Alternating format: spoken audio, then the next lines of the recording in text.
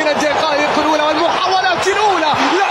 اللاعب الذي يريد أن يتوج ببطولة كأس العالم، كيف لا بالألبي سيليستي في 60 امتيازات عن طريق اليوم إلى رمية جانبية من الكرات العالية، كرة عالية العويس بالقدم اليسرى. هنا التسديدة تاتي الهدف الأول للمنتخب الأرجنتيني.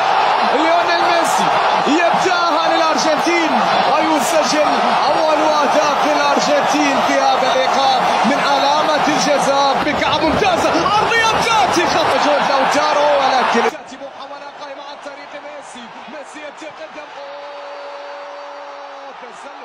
تسلل التقدم في اليسار والتصويبة هنا تاتي.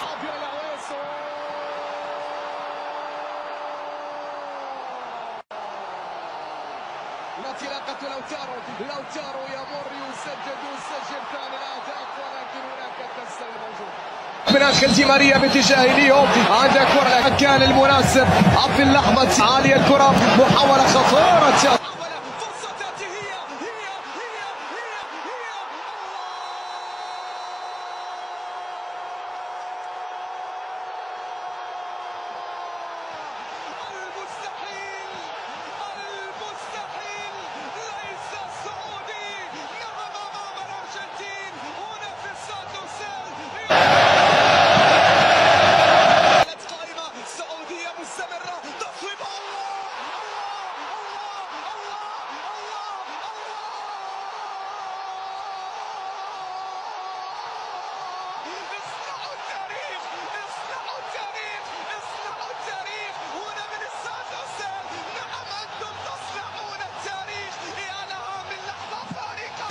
خطيرة ولا يتقدم هنا. عرضية تأتي خطيرة. دي ماريا يحاول فيها، الكرة منقولة وصلت من الطرف ليس موجود.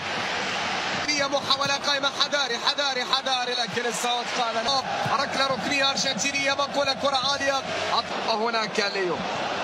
وهناك ليو لكن ميسي على تنفيذ ليو، والتسديدة هنا بعيد 10 دقائق فقط. عندك كرة عرضية ترسل عالية العويس، كرة عرضية ترسل عالية خطيرة إلى